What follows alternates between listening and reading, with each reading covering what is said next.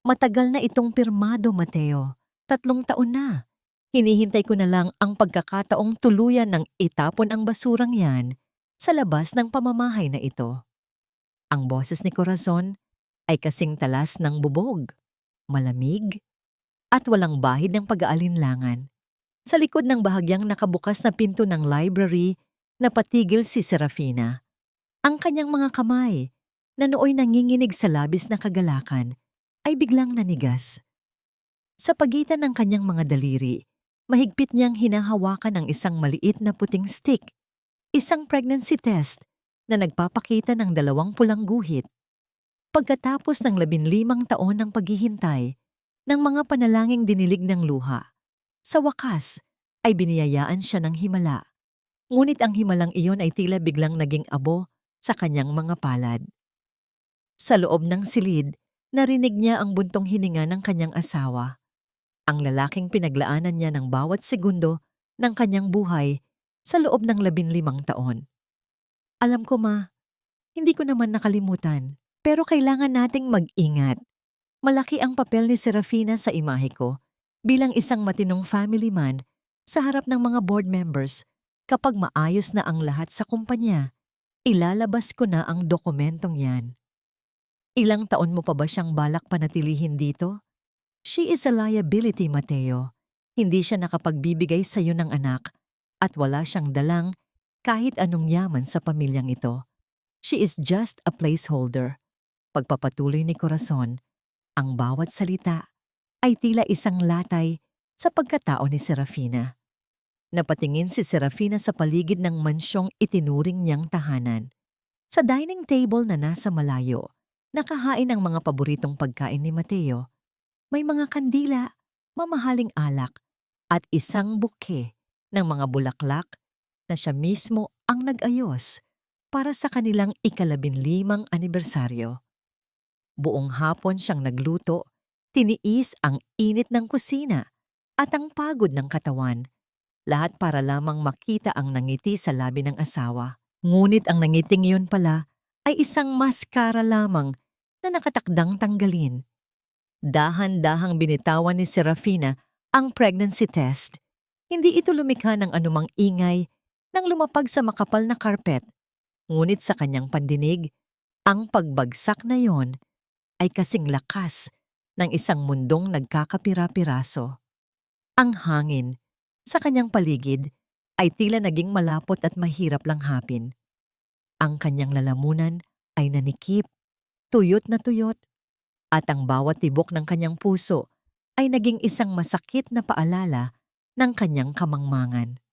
Placeholder, isang pansamantalang espasyo, isang asawang dizzying reserve. Hinawakan niya ang kanyang tiyan. Ang munting buhay sa loob niya, na kanina lamang ay simbolo ng kanyang pinakamalaking tagumpay, ay naging simbolo na ngayon ng kanyang pinakamatinding pighati. Paano niya ibabahagi ang balitang ito sa isang lalaking 3 taon na palang may nakahandang papel para palayasin siya? Paano niya palalakihin ang isang bata sa isang tahanang itinayo sa ibabaw ng mga kasinungalingan at nakatagong dokumento? Naramdaman niya ang init ng luhang dumadaloy sa kanyang pisngi. Ngunit walang tunog na lumalabas sa kanyang bibig. Ang sakit ay masyadong malalim para sa isang pagsigaw. Ito ay isang uri ng pait na kumakapit sa buto, isang uri ng lamig na hindi kayang tapatan ng anumang kumot. Bumukas ng tuluyan ang pinto ng library. Lumabas si Mateo, inaayos ang kanyang mamahaling relos. Ang muka ay walang bakas ng katatapos lang na usapan tungkol sa pagtatapon sa kanyang asawa. Nang magtama ang kanilang mga mata, sandaling natigilan ang lalaki. Isang mabilis na anino ng pagkagulat ang dumaan sa kanyang mga mata bago ito napalitan ng pamilyar na malamig na ngiti. Serafina, nariyan ka pala. Kanina ka pa ba riyan? Tanong ni Mateo. Ang boses ay malambing, ngunit tila may kalawang na humahaplos sa pandinig ng babae. Hindi sumagot si Serafina. Tinitigan niya ang lalaking ito, ang lalaking minahal niya higit sa kanyang sarili. Sa likod ni Mateo, nakita niya si Corazon na nakatayo. Ang mga mata ng matanda ay puno ng mapanuring pananaw. Tila tinitingnan kung gaano karaming piraso na ang natitira sa pagkatao ng kanyang manugang. Handa na ang hapunan, Mateo. Ang tanging lumabas sa bibig ni Serafina. Ang kanyang boses ay hindi nanginginig, ngunit ito ay walang buhay. Tila isang alingawngaw mula sa isang malalim na balon. 15 taon na natin ngayon, hindi ba? Lumapit si Mateo at hinawakan ang kanyang balikat. Ang init ng palad nito ay tila isang pasong nagpapaiyak sa kanyang kaluluwa. Oo naman. Happy anniversary, my love. Halika na. Nagugutom na ako. Sumunod si Serafina sa likod ng kanyang asawa patungo sa hapagkainan. Bawat hakbang ay tila paglalakad sa ibabaw ng mga pako. Alam niyang sa mga sandaling ito, ang Serafina na masunurin, ang Serafina na tinitiis ang lahat, ay tuluyan ng pumanaw. Ang tanging natitira ay isang babaeng may lihim na daladala, isang lihim sa kanyang tiyan, at isang lihim na narinig mula sa likod ng pinto. Habang pinapanood niya si Mateo na masayang kumakain ng pagkaing inihanda niya ng may pagmamahal, isang tanong ang paulit-ulit na humahampas sa kanyang isipan. Kasing bagsik ng alon sa dalampasigan. Hanggang kailan mo kayang panindigan ang isang pagsasama na ang katapusan ay matagal na palang nasulatan ng pirma? At ang mas mahalagang tanong, ano ang gagawin mo kapag ang tanging taong inaasahan mong magpoprotekta sa iyo ang siya palang may hawak ng patalim na nakatarak sa iyong likuran? Ang bawat subo ng pagkaing inihanda ni Serafina ay tila naging buhangin sa loob ng kanyang bibig. Walang lasa ang litson, baka na ilang oras niyang minarinada. At ang mamahaling alak na dahan-dahang itinutuon ni Mateo sa kanyang baso ay tila mapait na gamot na gumuguhit sa kanyang lalamunan. Sa tapat niya, nakaupo si Corazon, tuwid na tuwid ang likod at may mga matang tila sinusuri ang bawat galaw ng kanyang mga kamay. Ang katahimikan sa loob ng dining room ay hindi payapa. Ito ay isang mabigat na pasanin na tila sumasakal sa hininga ni Serafina. Ang tanging naririnig lamang ay ang marahang pagtama ng mga pilak na kubyertos sa mamahaling porselana, isang tunog na nagpapaalala sa kanya kung gaano karupok ang mundong kanyang kinatatayuan. Nabalitaan ko ang tungkol sa huling charity gala na dinaluhan ninyo, Mateo. Panimula ni Corazon. Ang kanyang boses ay kalmado, ngunit may dalang otoridad na hindi matatawaran. Sabi ng mga kaibigan ko, napansin daw nila na tila napag-iiwanan na si Serafina sa mga usaping negosyo. She was just there, like a beautiful wallpaper that doesn't really add value to the room. Napatigil si Mateo sa paghiwa ng kanyang pagkain. Sandali siyang tumingin kay Serafina, isang tingin na walang halong pagtatanggol, bago bumalik sa kanyang ina. Serafina is doing her best, ma. Alam mo namang mas gusto niya ang tahimik na buhay sa loob ng bahay. At iyon nga ang problema, dugtong ni Corazon, sabay dampi ng table napkin sa kanyang labi. In this family, being good is not enough. You need to be significant. 15 taon na, Serafina. 15 taon kang asawa ng isang Alcantara. Ngunit hanggang ngayon, ang tanging kontribusyon mo lang ay ang pagsisigurong malinis ang mga kurtina at masarap ang hapunan. Don't you think it's high time you realize that this family deserves more than just a housekeeper with a marriage license? Parang isang malamig na tubig na ibinuhos sa kaisipan ni Serafina ang mga salitang iyon. Gusto niyang sumigaw.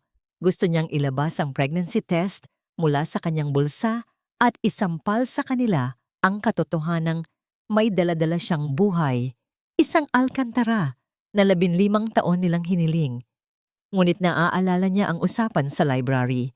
Naaalala niya ang petsa sa divorce papers. 3 taon. 3 taon na siyang itinatapon sa isip ng kanyang asawa bago pa man dumating ang himalang ito. Kung sasabihin niya ang totoo ngayon, ang bata ay magiging isang kasangkapan lamang, para manatili siya sa isang kulungang ginto. At hindi iyon ang buhay na gusto niya para sa kanyang anak. Pasensya na po, Mama. Mahinahong sagot ni Serafina. Ang kanyang mga mata ay nanatiling nakababa sa kanyang pinggan. I'll try to be more significant. Good! Maikling sagot ni Corazon bago uminom ng tubig.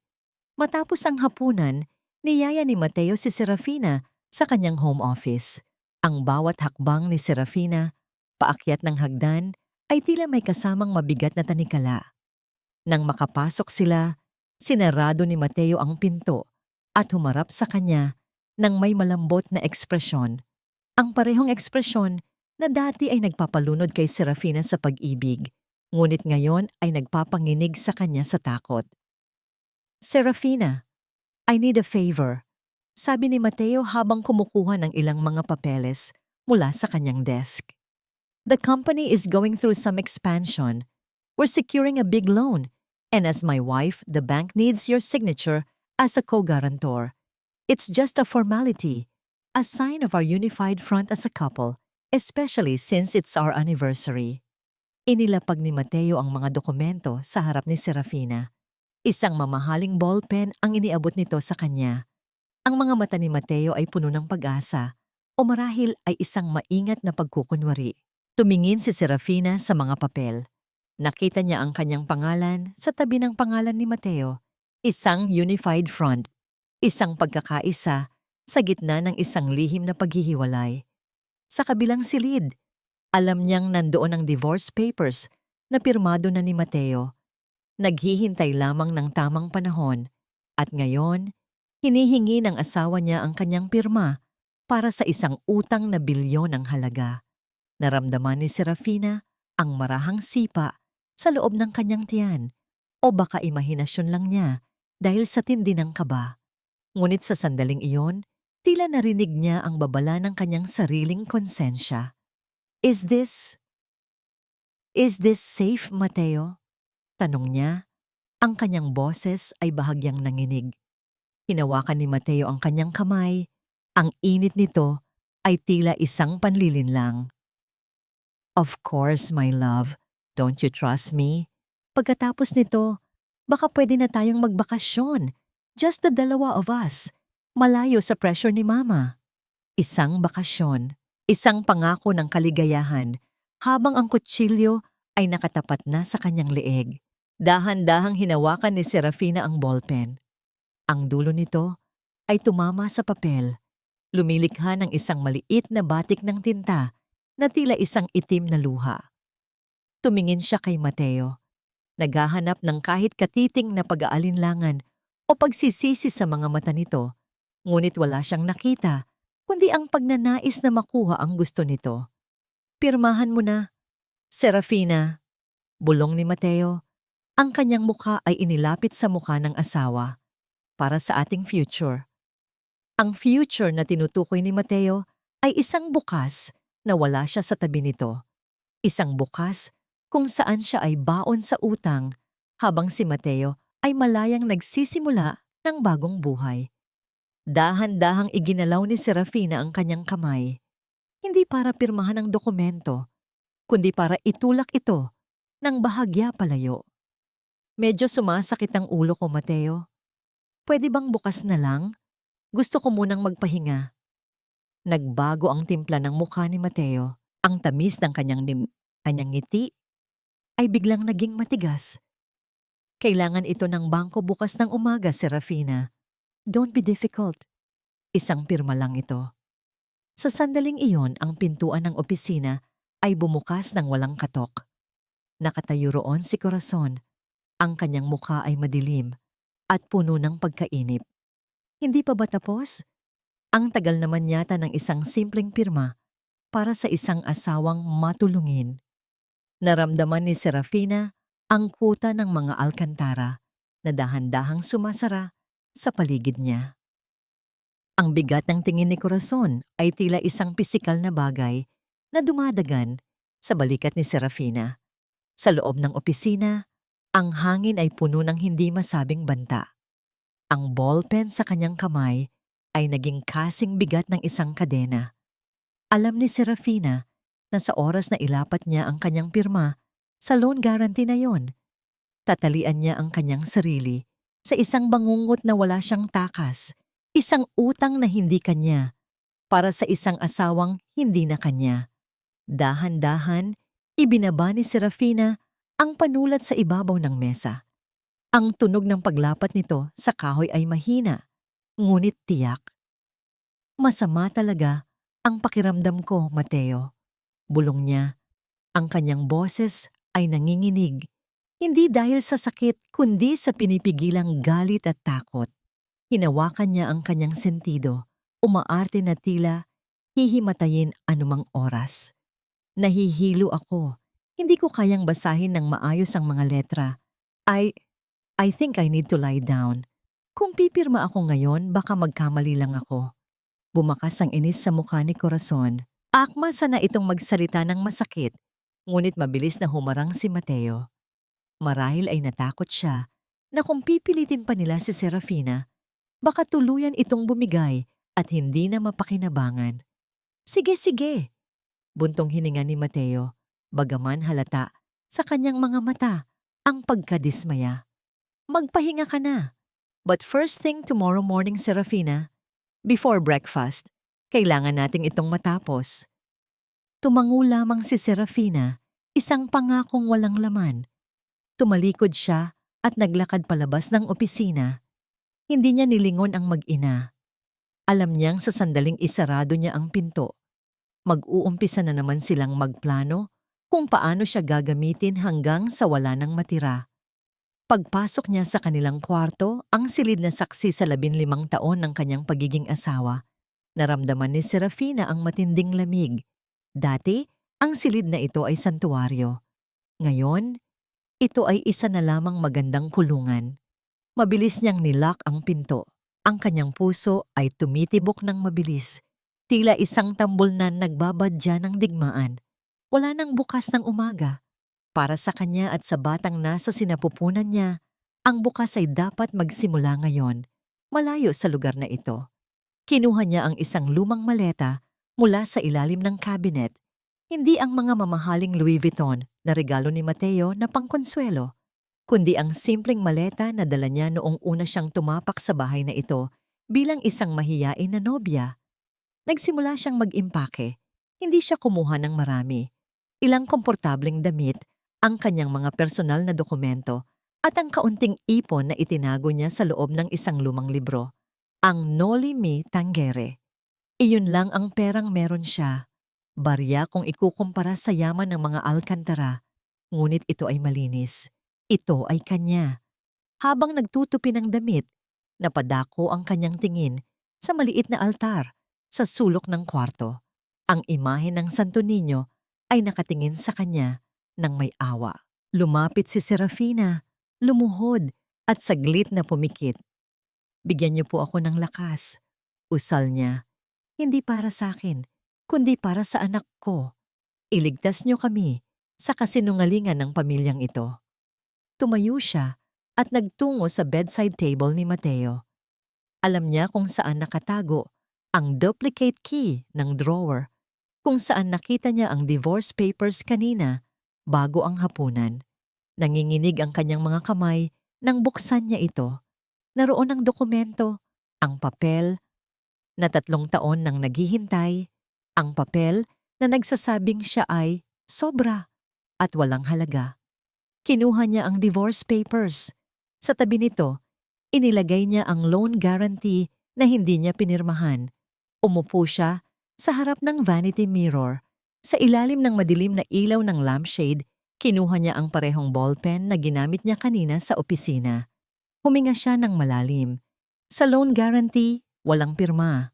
Sa divorce papers, Serafina Llorente, mabilis, walang pag-aalinlangan. Ang kanyang pirma ay hindi naging simbolo ng pagsuko, kundi ng pagputol sa tanikala. Pagkatapos ay tiningnan niya ang kanyang singsing. Ang brilyante ay kumikinang, kasing lamig ng puso ng nagbigay nito. Dahan-dahan, hinugot niya ito mula sa kanyang daliri. Nag-iwan ito ng puting marka sa kanyang balat, tanda ng matagal na pagkakasuot. Ipinatong niya ang singsing sa ibabaw ng divorce papers. Wala ng sulat, wala ng paliwanag. Ang kanyang katahimikan ang pinakamalakas na mensahe. 2:00 ng madaling araw. Ang buong mansyon ay natutulog sa ilalim ng mahimbing na katahimikan. Walang kamalay-malay na ang kanilang masunuring alipin ay gising na gising. Bit-bit ang kanyang maliit na maleta. Dahan-dahang binuksan ni Serafina ang pinto. Bawat hakbang sa pasilyo ay maingat. Tinitiyak na ang sahig na kahoy ay hindi lilikha ng anumang tunog na magigising sa mga halimaw ng bahay na ito. Nadaanan niya ang kwarto ni Corazon. Nadaanan niya ang mga family portrait sa dingding kung saan nakangiti silang lahat na parang perpektong pamilya. Kasinungalingan. Lahat ng yon ay abo na lamang. Paglabas niya sa main door, sinalubong siya ng malakas na ulan. Ang langit ay tila nakikiramay sa kanyang paglisan. Wala siyang dalang payong, ngunit hindi niya ininda ang lamig ng tubig na bumabasa sa kanyang damit. Ang bawat patak ng ulan ay tila naghuhugas sa kanya. Tinatanggal ang amoy ng pabango ni Mateo, ang bahid ng panghahamak ni Corazon. Naglakad siya patungo sa gate. Binuksan niya ang maliit na pinto para sa mga tao. Ang bakal ay malamig at basa. Sa labas, may isang taxi na naghihintay. Ang tanging sasakyan sa madilim na kalsada na tinawagan niya gamit ang prepaid SIM card. Bago siya sumakay, lumingon si Serafina sa huling pagkakataon. Ang mansyon ng mga Alcantara ay nakatayo sa dilim, malaki, matayog, at nakakatakot. Sa isa sa mga bintana sa itaas, kung saan naroroon ang kwarto nila ni Mateo, nakakita niya ang bahagyang paggalaw ng kurtina. Hangin lang ba yon? O gising si Mateo? Hindi na mahalaga.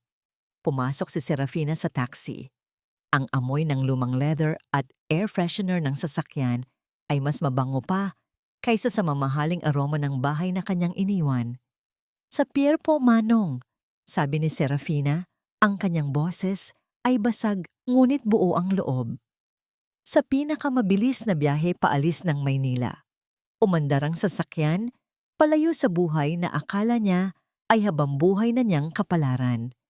Habang lumalayo ang mga ilaw ng mansyon, napahawak muli si Serafina sa kanyang tiyan. Wala tayong pera, anak, bulong niya sa kawalan. Wala tayong matutuluyan. Pero sa unang pagkakataon, sa loob ng 15 taon, malaya tayo.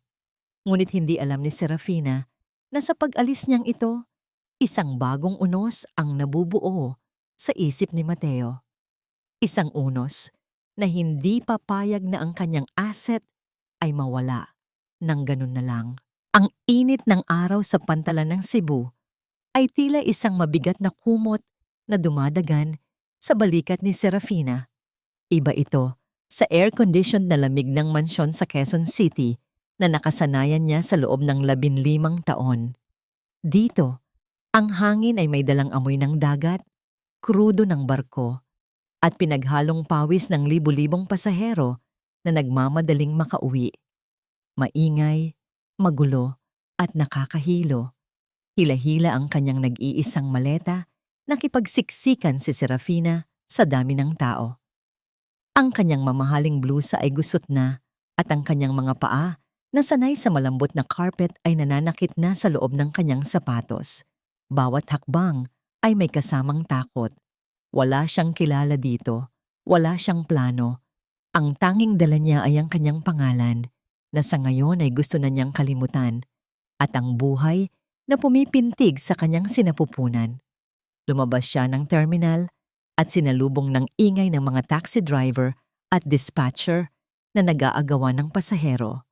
Niyakap ni Serafina ang kanyang bag ng mahigpit. Ang takot na baka may makakilala sa kanya o baka may tauhan si Mateo na sumunod ay parang aninong nakabuntot sa kanya. Naglakad siya palayo sa mga mamahaling hotel at tourist spots. Binagtas niya ang mga kalsadang hindi pamilyar, kung saan ang mga gusali ay luma at ang mga tao ay abala sa pakikipagbuno sa buhay. Kumalam ang kanyang sikmura. Naalala niyang huli siyang kumain noong hapunan pa, ang hapunang puno ng lason na salita. Huminto siya sa tapat ng isang maliit na karinderya na may pinturang kupas na. Irias Kainan. Basa niya sa lumang karatula. Hindi ito ang klase ng lugar na kakainan ng isang Mrs. Alcantara. Ngunit ang Serafina na nakatayo doon ngayon ay isa na lamang estranghero na nagbibilang ng barya. Pumasok siya. Ang sahig ay semento, ang mga mesa ay gawa sa murang kahoy na may takip na plastik. Umupo siya sa pinakasulok. Isang order ng monggo at kanin. Please! Mahina niyang sabi sa babaeng nasa counter.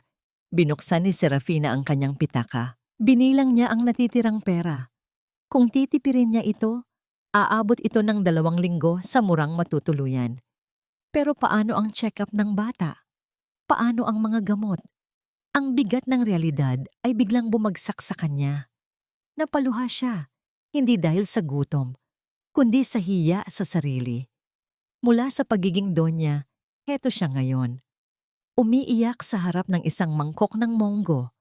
Hija, ang sabaw ay para higupin, hindi para patakan ng luha, lalong aalat iyan. Nag-angat ng tingin si Serafina. Sa harap niya ay nakatayo ang may-ari ng karinderya. Isang babaeng nasa 40 anyos din, may maikling buhok at mukhang matapang, pero may mga matang tila nakakita na ng maraming bagyo. Inilapag nito ang isang baso ng malamig na tubig at isang platito ng pritong isda na hindi naman inorder ni Serafina. Libre na yan, sabi ng babae. Sabay upo sa tapat niya kahit hindi inimbita. Mukhang kailangan mo ng lamantian higit sa kailangan mo ng tissue. Ako si Iria. Pinahid ni Serafina ang kanyang luha. Pilit na inaayos ang sarili. Salamat. Serafina po, babayaran ko po ito kapag... Sabi ng libre eh. Putol ni Iria, may halong biro ang tono. Alam ko ang itsura ng babaeng tumatakbo. Ganyan din ang mukha ko 10 taon na. Ang nakakaraan nung dumaong ako dito galing Maynila. Namamaga ang mata, gusot ang damit, at hawak ang bag na parang aagawin ng buong mundo. Natigilan si Serafina. Sa unang pagkakataon, mula nang umalis siya, naramdaman niyang may nakakakita sa kanya. Hindi bilang isang placeholder, hindi bilang isang liability, kundi bilang isang tao. Wala akong matutuluyan. Pag-amin ni Serafina, ang kanyang boses ay basag. Ang pride na inalagaan niya bilang Alcantara ay tuluyan ng gumuho. Buntis ako at wala akong mapuntahan. Tinitigan siya ni Iria ng matagal. Sinuri nito ang kanyang mukha. Tila tinitimbang kung mapagkakatiwalaan ba siya o isa lang itong sakit ng ulo. Pagkatapos, bumuntong hininga ang tindera. May maliit na kwarto sa taas. Bodega dati, pero nalinis ko na. Mainit kapag tanghali, maingay kapag gabi dahil sa kalsada. Pero may kandado ang pinto at hindi tumatanggap ng bisita ang mga ipis kung hindi mo iimbitahan. Sabi ni Iria sa seryosong tono na biglang tinapos ng isang ngiti. Pwede ka muna doon. Kapalit ng pagtulong mo sa akin dito sa karinderya. Marunong ka bang maghiwa ng sibuyas? Tumango si Serafina. Bagaman ang totoo ay hindi pa siya nakahawak ng kutsilyo sa kusina nang walang katulong sa loob ng maraming taon. Matututo ako. Gagawin ko lahat. Sige, kumain ka na. Mukhang gutom na yang bata sa tiyan mo. Tumayo si Iria at tinapik ang kanyang balikat. Isang simpleng tapik. Pero para kay Serafina, ito ang pinakamainit na haplos na naramdaman niya sa loob ng mahabang panahon. Habang sumusubo si Serafina, unti-unting gumaan ang kanyang pakiramdam. Hindi pa ayos ang lahat, pero may matutuluyan na siya. May kakampi na siya. Biglang nabasag ang munting kapayapaan. Sa ibabaw ng mesa, umilaw at nag-vibrate ang kanyang lumang cellphone, ang prepaid phone na tanging siya lang ang may alam. Natigilan si Serafina sa pagnguya. Ang puso niya ay muling kumabog ng mabilis, tila gustong lumabas sa kanyang dibdib. sino ang tatawag sa numerong ito. Wala siyang pinagbigyan nito. Tinitigan niya ang screen, unregistered number. Nanginginig ang kanyang kamay nang abutin niya ang telepono. Ang tunog ng vibration sa ibabaw ng kahoy na mesa ay tila isang babala, isang banta, na nagsasabing hindi pa tapos ang kanyang kalbaryo. Ang anino ng Maynila ay humahabol pa rin. Tumingin siya kay Iria na abala sa kabilang mesa, pagkatapos ay muling ibinalik ang tingin sa umiilaw na screen. Sasagutin ba niya? O hahayaan na lang niyang mamatay ang tawag at ang huling koneksyon niya sa nakaraan? Ang amoy ng pritong bawang at pinakulong baka ang naging bagong pabango ni Serafina sa nakalipas na 12 buwan. Malayo na ito sa amoy ng lavender at mamahaling beeswax na bumabalot sa dati niyang buhay sa mansyon. Dito sa maliit na kwarto sa itaas ng karinderya ni Iria, ang hangin ay mainit at ang ingay ng mga sasakyan sa labas ay walang pinipiling oras. Ngunit sa kabila ng lahat ng ito, dito natagpuan ni Serafina ang isang uri ng kapayapaan na hindi nabibili ng salapi. Nakaupo siya sa harap ng isang second-hand na laptop na nabili niya mula sa kanyang pinag-ipunan sa pagtulong sa karinderya. Mabilis ang pagtipa ng kanyang mga daliri. Nag-e-edit ng mga artikulo at modules para sa kanyang sinimulang online business, ang Lorente Digital. Sa wakas, ginamit niya ang kanyang apelyido sa pagkadalaga. Ito ay isang maliit na kumpanya ng content creation na tumutulong sa mga small businesses at mga kababaihang nagnanais matuto ng digital skills. Sa tabi niya, sa loob ng isang duyan na gawa sa yantok, mahimbing na natutulog ang kanyang mundo, si Hope. Napahinto si Serafina sa pagtatrabaho. Dahan-dahan niyang inabot ang kamay ng anak. Ang balat nito ay napakalambot, tila isang rosas na bagong buka. Bumalik sa kanyang alaala ang gabing isinilang niya si Hope. Iyon ang pinakamahaba at pinakamasakit na gabi ng kanyang buhay. Bagyo noon sa Cebu. Walang pribadong kwarto, walang Mateo na nakahawak sa kanyang kamay, at walang doktor na nakatutok sa bawat segundo. Sa isang siksikang ward ng pampublikong ospital, sa gitna ng sigaw ng ibang mga ina, iniluwal niya ang kanyang anak habang mahigpit na nakakapit sa braso ni Iria. Iria, hindi ko na kaya. Ang iyak niya noon habang ang sakit ay tila humihigop sa kanyang natitirang lakas. Kaya mo yan, Serafina. Para sa bata, ipakita mo sa kanila na hindi ka lang basta palamuti. Ang matapang na sagot ni Iria habang pinapahiran ng bimpo ang kanyang noo. At nang marinig niya ang unang yak ni Hope, nawala ang lahat ng sakit, nawala ang alaala ng pagtataksil ni Mateo, ang mga pangahamak ni Corazon. Ang natira na lang ay ang mainit na katawan ng sanggol sa kanyang dibdib, ang kauna-unahang bagay sa buhay niya na totoo at sa kanya lamang. Ma'am Serafina? Ay pasensya na. Serafina na lang pala. Nabalik ang diwa ni Serafina sa kasalukuyan nang pumasok si Iria sa kwarto. May dalang isang mangkok ng ginataang bilo-bilo. Ang lalim na naman ng iniisip mo. Puna ni Iria sabay lapag ng merienda sa mesa. Dahil ba yan sa deadline mo sa kliyente sa Australia? Ngumiti si Serafina. Isang ngangiting umaabot na sa kanyang mga mata. Hindi. Iniisip ko lang kung gaano kalayo na ang narating natin, Iria. Dati, takot akong maghiwa ng sibuyas. Ngayon, may sarili na akong kliyente at nakakapagpadala na tayo ng tulong sa ibang single mothers dito sa barangay.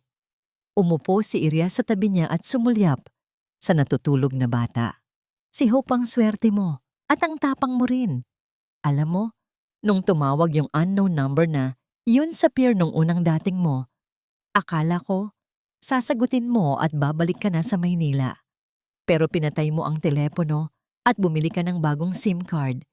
Doon pa lang, alam ko nang hindi ka na basta-basta matitinag. Hinaplos ni Serafina ang buhok ni Hope. Amoy baby powder at gatas ang kanyang anak.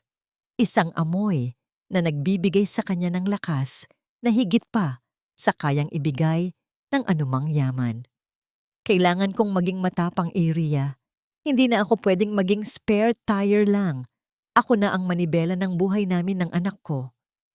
Kinuha ni Serafina ang mangkok at humigop ng mainit na sabaw. Masarap, puno ng pagmamahal. Ito ang buhay na pinili niya. Payak, mahirap minsan, pero malaya. Sa ibaba, sa loob ng karinderya, bukas ang telebisyon na nagsisilbing libangan ng mga kumakain. Ang tunog ng balita ay malinaw na umaabot sa taas dahil sa manipis na sahig. Sa ibang balita, ang boses ng news anchor ay naging seryoso. Isang malaking dagok ang kinakaharap ngayon ng Alcantara Media Group matapos bumagsak ang kanilang stocks sa pinakamababang antas sa loob ng 10 taon. Nanigas si Serafina. Ang kutsarang hawak niya ay dahan-dahang naibaba. Nagkatinginan sila ni Iria. Walang salita. Sabay silang bumaba ng hagdan patungo sa karinderya. Nakatutok ang lahat ng kumakain sa lumang TV na nakasabit sa dingding. Sa screen, nakita ni Serafina ang mukha ni Mateo. Mas matanda na itong tingnan kaysa noong huli niya itong makita. Malalim ang mga mata at may mga bagong linya sa kanyang noo. Dinudumog ito ng mga reporter habang naglalakad palabas ng kumpanya. Sa likod niya nakita ni Serafina si Corazon. Hindi na ito kasing tikas ng dati. Nakayuko ang ginang, tinatakpan ang mukha ng pamaypay habang pilit na hinahawi ng mga bodyguard ang media. Ayon sa mga source, iniimbestigahan ng kumpanya dahil sa mga questionableng loan at mismanagement ng pondo. Patuloy ng reporter. Tumanggi namang magbigay ng pahayag si Mr. Mateo Alcantara. Ang puso ni Serafina ay kumabog ng mabilis, hindi dahil sa awa, kundi dahil sa kaba. Naalala niya ang loan guarantee na pinapapirmahan sa kanya noong gabing umalis siya. Ang dokumentong hindi niya pinirmahan. Buti na lang, bulong ni Iria, tila nabasa ang nasa isip ni Serafina. Buti na lang nakaalis ka na. Ngunit hindi natapos doon ang balita. Ang sumunod na sinabi ng reporter ay nagpatigil sa paghinga ni Serafina. Sa isang exclusive statement na kakarating lang, sinabi ng kampo ng mga Alcantara na may kinalaman umano ang isang dating opisyal ng kumpanya sa nawawalang pondo at kasalukuyan nilang hinahanap ang asawa ni Mr. Alcantara na si Serafina Llorente para linawin ang ilang mga dokumentong may lagda niya. Nanlaki ang mga mata ni Serafina. Ang mundo sa paligid niya ay tila umikot. May lagda? Nanginginig niyang tanong. Pero wala akong pinirmahan. Iniwan ko yun ng blangko. Tumingin sa kanya si Iria, bakas ang pagkabahala sa mukha. Mukhang hindi kanila hahayaang manahimik, Serafina. Ginawa kanilang pambayad sa utang na hindi mo ginawa. Sa screen, nakatitig ang mukha ni Mateo sa kamera. Isang tingin na tila tumatagos sa telebisyon. Hinahanap siya, hinihila pabalik sa impyernong akala niya ay natakasan na niya. Ang bawat patak ng ulan sa yero ay tila dagdag na tinik sa dibdib ni Serafina. Mula nang mapanood niya ang balita kagabi, hindi na siya dinalaw ng antok. Ang kanyang maliit na kwarto, na dati kanyang santuwaryo, ay tila naging isang lungga na anumang oras ay maaring pasukin ng mga lobo. Nakalak ang pinto, nakasarado ang mga bintana. Bawat kaluskos sa labas ay nagpapatindig ng kanyang balahibo. Yakap-yakap niya si Hope. Habang nakaupo sa sulok ng kama, ang kanyang mga mata ay nakapako sa pinto. Serafina! Ang tawag ni Iria mula sa labas. Kasunod ang 3 mararahang katok. Buksan mo ito. May naghahanap sa'yo. Nanigas si Serafina. Ang dugo sa kanyang muka ay tila humupa. Nahanap na ba siya? Mga pulis ba ito? O mga tauhan ni Mateo? Iria, sabi ko naman sa'yo, huwag kang praning day. Putol ni Iria. Ang boses ay kalmado ngunit may halong pagmamadali. Kliyente ito. Para sa Llorente Digital. Ang sabi ko, fully booked ka na. Pero mapilit siya. Kilala ka daw niya.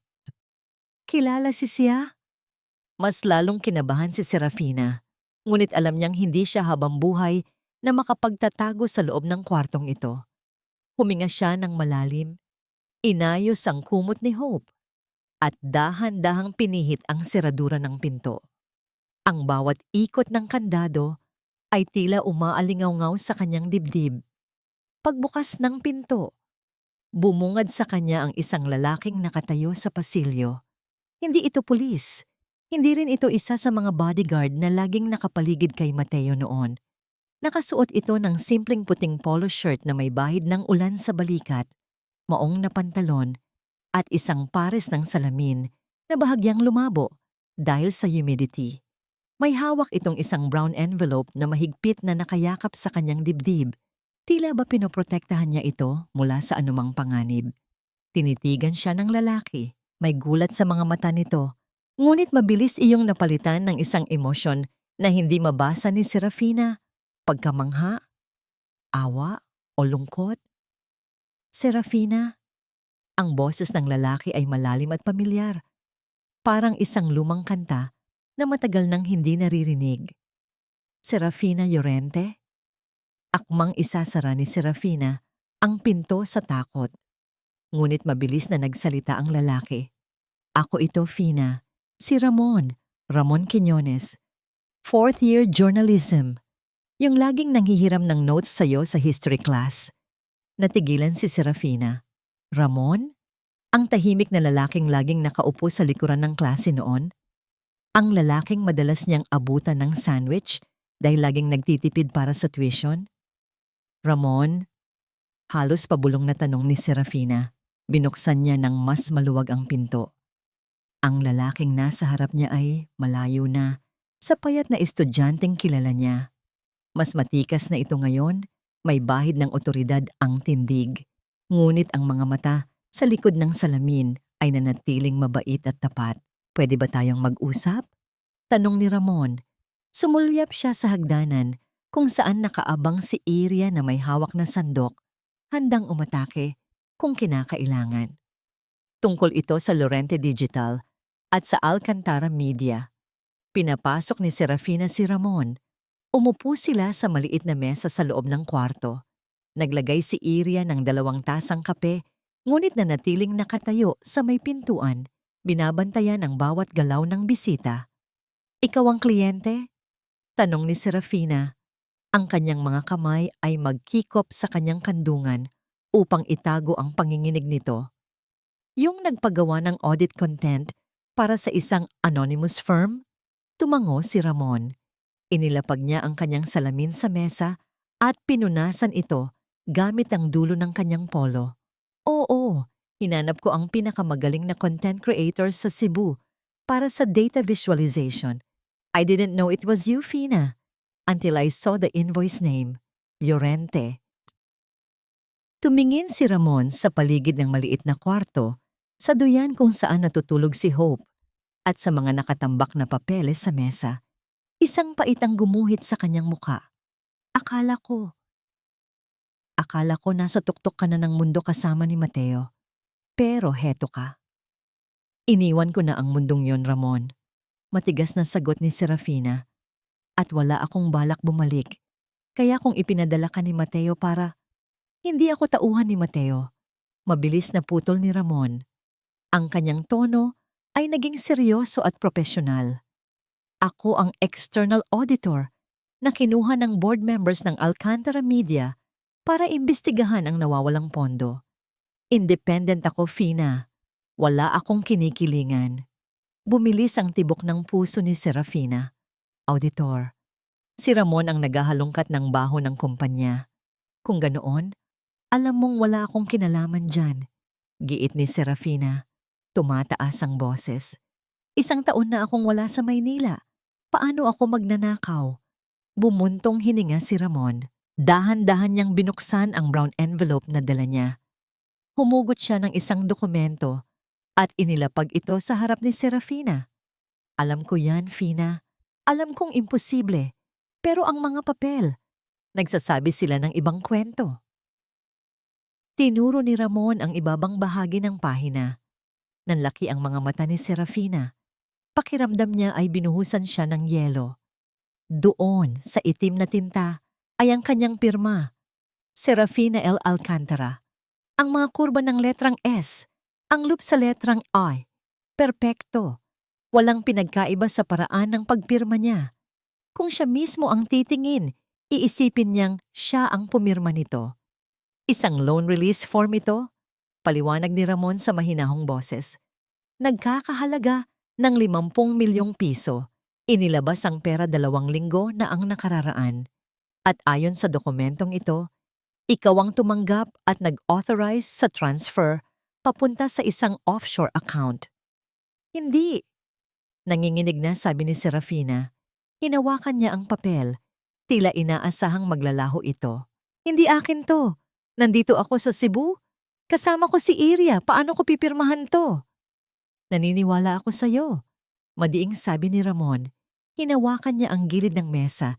Tila gusto niyang abutin ang kamay ni Serafina para pakalmahin ito, ngunit nagpigil siya. Kaya ako nandito kasi nakita ko ang petsa at alam kong imposible. Pero Fina, sa mata ng batas, sa mata ng korte, ang pirma na yan ay authentic. Kung hindi natin mapapatunayan na pineke yan, ikaw ang sasalalo ng lahat. Ikaw ang makukulong habang si Mateo at ang ina niya ay maghuhugas kamay. Tumingin si Serafina kay Hope na mahimbing na natutulog. Makukulong? Mawawalay sa anak niya? Matapos ang lahat ng sakripisyo, ang takot sa kanyang dibdib ay unti-unting napalitan ng isang namumuong galit. Ginamit siya ni Mateo nung asawa pa niya ito. At ngayon, kahit wala na siya, ginagamit pa rin siya nito bilang panangga sa sarili nitong kasalanan. Anong gagawin ko, Ramon? Tanong ni Serafina. Ang kanyang mga mata ay puno ng luha, ngunit ang kanyang panga ay maigting. May kinuha pa si Ramon sa loob ng envelope, isang manipis na blue ledger, isang lumang kwaderno na mukhang hindi opisyal. Nakuha ko ito sa basurahan ng accounting department bago pa man nila masunog, bulong ni Ramon. Ito ang tunay na listahan, ang shadow ledger. Pero kulang ito, Fina. Kailangan natin ng mas matibay na ebidensya. At ang ebidensyang yon, nasa loob ng mansyon, sa safe ni Mateo. Nagkatinginan sila. Alam ni Serafina ang sinasabi ni Ramon. Alam niya ang password ng safe. Alam niya kung saan nakatago ang mga sikreto. Pero para makuha yon, kailangan niyang bumalik. Kailangan niyang pasukin muli ang bibig ng leon. Biglang tumunog ang cellphone ni Ramon. Sinagot niya ito. At nakita ni Serafina ang pagbabago sa mukha nito, mula sa pagiging kalmado tungo sa pagiging alerto. Oo, naiintindihan ko, sabi ni Ramon sa telepono habang nakatingin ng diretso kay Serafina. Paalis na ako. Ibinaba niya ang tawag. Fina, kailangan nating umalis. Ngayon na. Bakit? Anong nangyayari? Tanong ni Iria na lumapit na sa kanila. Naglabas na ng warrant of arrest ang korte sa Quezon City. Mabilis na sabi ni Ramon habang ibinabalik ang mga papel sa envelope. At may nagtip sa pulisya na nasa Cebu ka, papunta na sila dito. Ang katahimikan ng maliit na kwarto ay binasag ng tunog ng mga sirena sa di kalayuan. Hindi ito ang nakasanayang tunog ng ambulansya na madalas marinig sa syudad. Ito ay ang matinis at nagmamadaling tunog ng otoridad na paparating upang kumuha ng isang kriminal. Daan ka sa likod, Serafina. Mabilis na utos ni Iria habang isinisilid ang ilang piraso ng damit at gatas ni Hope sa isang eco bag. Ang kilos ng tindera ay matulin ngunit walang bahid ng takot.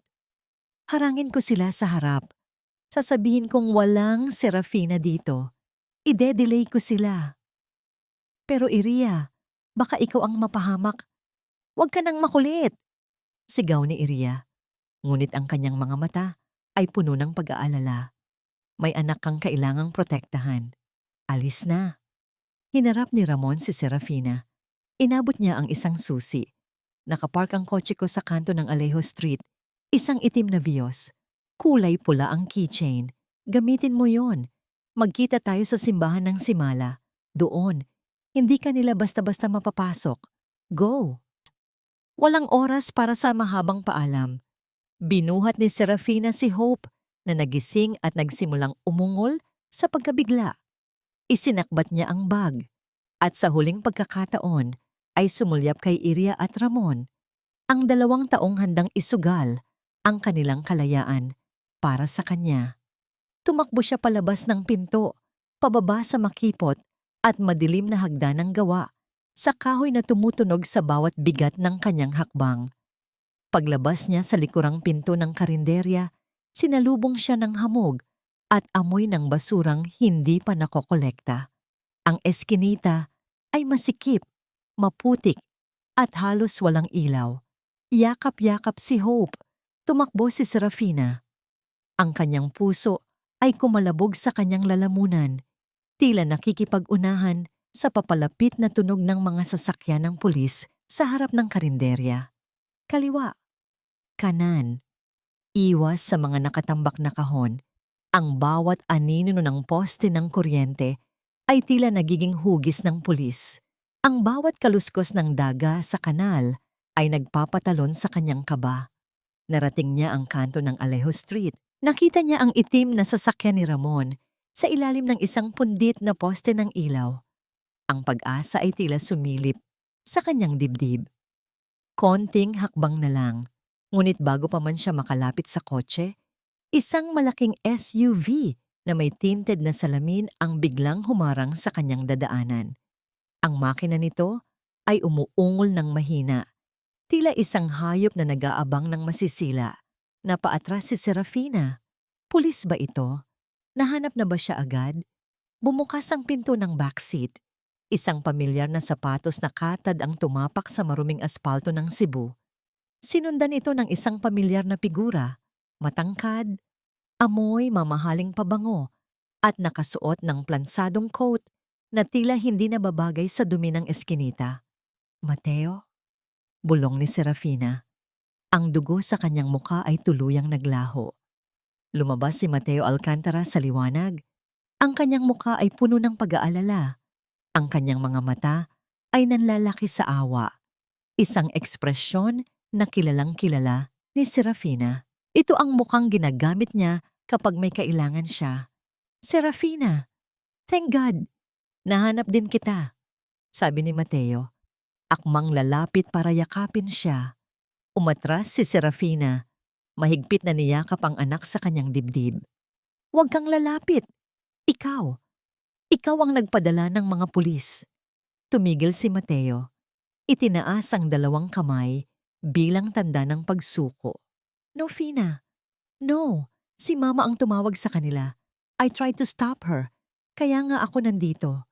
Unahan na natin sila. I'm here to save you. Sakay na dali. Sinungaling ka. Madiing sagot ni Serafina. Ang kanyang boses ay nanginginig sa galit. Nakita ko ang balita, Mateo. Ginamit mo ang pangalan ko. Pineke mo ang pirma ko. Bumakas ang sakit sa mukha ni Mateo. Isang napakahusay na pag-arte. Ginawa ko yon para protektahan ka, Fina. Kung hindi ko itinuro sa'yo ang sisi, si Mama ang magpapatay sa'yo. This is the only way to buy time. Please, maniwala ka. Sumama ka na sa akin bago dumating ang mga pulis. Iuuwi kita. Aayusin natin to. Ayusin? Mapait na tawa ni Serafina. Gaya ng pag-aayos mo sa divorce papers natin 3 taon na ang nakakaraan? Natigilan si Mateo. Nawala ang awa sa kanyang mukha.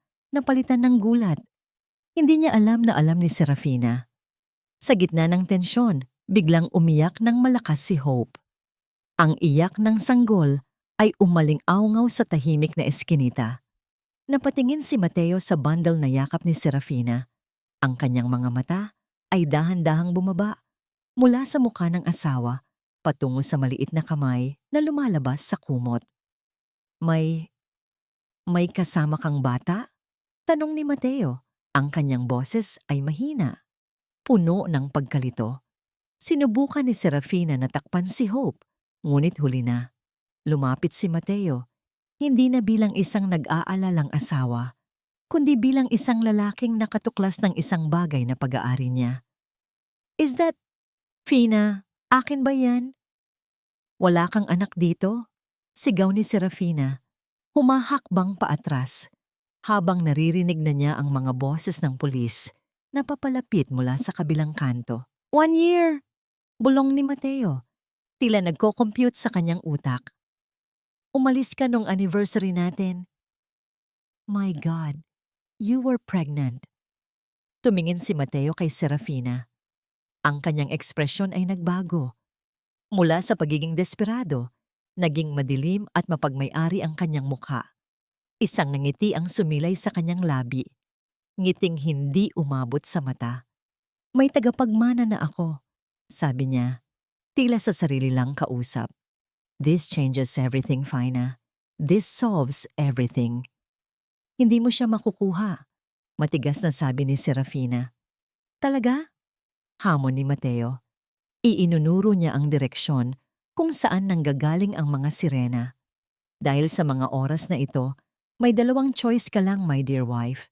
Sumama ka sa akin sa kotse at maging Mrs. Alcantara ulit at ina ng tagapagmana ko.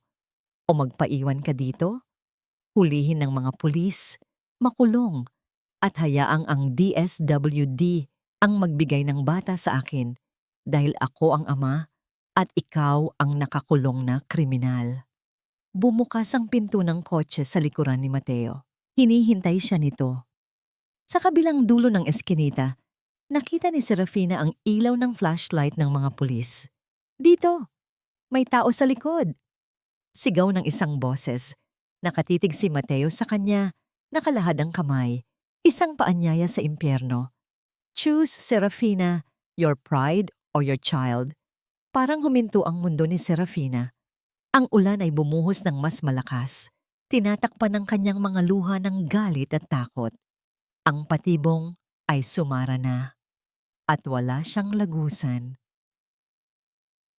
Piliin mo, Serafina, your pride or your child?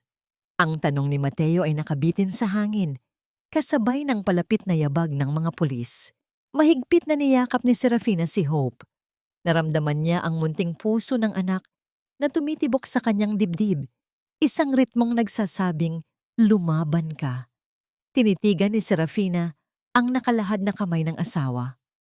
Malinis, makinis, walang bahid ng dumi, kabaligtaran ng kanyang kaluluwa. Kung sasama siya kay Mateo, babalik siya sa gintong kulungan. Magiging Mrs. Alcantara siya ulit sa papel, pero sa katotohanan, isa lang siyang bihag na gagamitin para pagtakpan ang krimen nito. At si Hope? Si Hope ay lalaking sunod-sunuran sa lason ni Corazon. Hindi. Mas gugustuhin pa niyang mabulok sa kulungan na hawak ang kanyang dignidad kaysa humiga sa kama ng demonyo. Hindi ako sasama sa iyo, Mateo, madiing sagot ni Serafina. Ang kanyang boses ay nanginginig sa takot, pero buo ang kanyang desisyon. Hayaan mong ang batas ang humusga dahil alam ng Diyos na wala akong kasalanan. Bumagsak ang mukha ni Mateo. Ang kanyang pag-aaring ngiti ay napalitan ng malamig na puot. Ibinaba niya ang kanyang kamay at inayos ang kanyang coat. Sayang, bulong ni Mateo. Sapat lang para marinig ni Serafina. You chose the hard way. Sa sandaling iyon, sumulpot ang mga pulis sa likuran ni Serafina. Ang nakakasilaw na liwanag ng flashlight ay tumama sa kanyang mukha. Pilit na pinipikit ang kanyang mga mata. Serafina Llorente, sigaw ng isang opisyal. May warrant of arrest ka para sa kasong qualified theft at falsification of public documents. Bago pa man makasagot si Serafina, naramdaman niya ang magagaspang na kamay na humawak sa kanyang braso. Sandali! May bata! May hawak akong bata! Sigaw ni Serafina habang pilit na kumakawala. Huwag niyo kaming saktan. Sa gilid, nakita niya si Mateo na lumapit sa hepe ng mga pulis. Nagbago agad ang anyo nito. Mula sa pagiging mapagmataas, bigla itong naging mukhang nag-aalalang asawa. Officer, please, dahan-dahan lang. Pag-arte ni Mateo, ang boses ay puno ng pighati. Asawa ko yan. She's not mentally stable right now. Postpartum depression. Kaya niya nagawa ang pagnanakaw. Please don't hurt her. Ang mga salitang yon ay parang patalim na bumaon sa likod ni Serafina. Ginagawa siyang baliw ni Mateo sa harap ng mga otoridad para lalong mawalan ng kredibilidad ang kanyang mga sasabihin. Hindi totoo yan, sigaw ni Serafina habang pinupusasan siya ng isang babaeng pulis. Ang lamig ng bakal sa kanyang pulso ay nagdulot ng kilabot sa kanyang buong katawan. Pineke niya ang pirma ko. Siya ang magnanakaw. Ngunit walang nakinig. Sa mata ng mga pulis, isa lang siyang kriminal na tumakas at nahuli sa isang madilim na eskinita. Dinala sila sa istasyon ng pulisya. Ang lugar ay masikip, amoy sigarilyo at lumang papel. Pinaupo si Serafina sa isang metal na upuan. Yakap pa rin si Hope na ngayoy umiiyak na ng malakas dahil sa gutom at takot. Sa kabilang panig ng silid, nakita niya si Ramon na nakikipagtalo sa desk officer, ngunit hinarang ito ng abogado ni Mateo. Wala siyang magawa. Nakita ni Serafina ang paghingi ng tawad sa mga mata ni Ramon bago ito sa pilitang pinalabas ng istasyon. Pumasok si Mateo sa interrogation room, kasunod ang kanyang abogado na may bitbit na makapal na folder. Umupo si Mateo sa tapat ni Serafina. Sa ilaw ng fluorescent lamp, kitang-kita ang tagumpay sa kanyang muka. Tingnan mo ang sarili mo, Fina. Malumanay na sabi ni Mateo. Tila isang guro na pinapagalitan ng pasaway na estudyante. Nasa presinto ka. Posasado. Gutom ang anak mo. Ito ba ang kalayaang ipinagmalaki mo?